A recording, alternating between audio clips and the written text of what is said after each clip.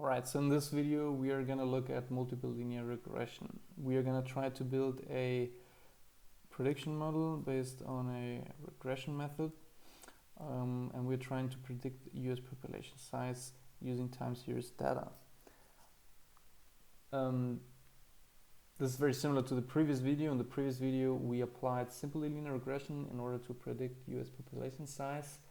The methodology discussed in this video is very similar, only that multiple linear regression applies or considers several independent variables for predicting the dependent variable. In this case, you can see I use the same data set as in the previous video. I split it again in a training set and a test set, and then I try to predict population as a function that depends on a linear combination of GDP, private investment volume, life expectancy, and expenses for research and development. The model is summarized in this block. You see the coefficient values here for the independent variables. You see the intercept, and you see here the pay values for the parameters included in the model, so the independent variables. And also you see here the adjusted R-square. Now in this case it's 0.99. In the previous video where we looked at simple linear regression, the adjusted R-square value was 0.96. So using multiple linear regression improved this metric.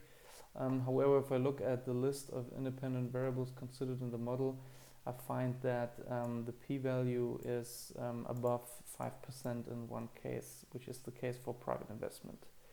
Now, whenever the p-values for those parameters considered in the model is above 5%, I eliminate those parameters from the model. So usually I go all in, I use all independent variables that are available to me and that theoretically could explain the dependent variable of interest.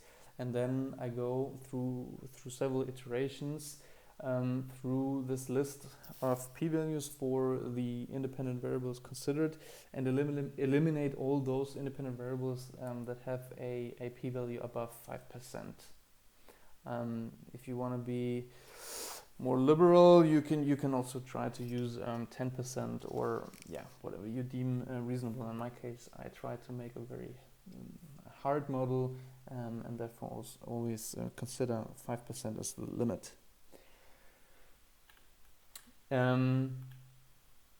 So I eliminate private investment volume from my model, retrain the model as you see here, and give another summary of the model. You see now that all the p-values are below 5% and the adjusted R-squared is still 0.99. Here you see a visualization of the residuals of the model. Here you see the normal QQ plot. It's not on a perfectly straight line. And then here you see a visualization of how the model would have predicted the values in the test set.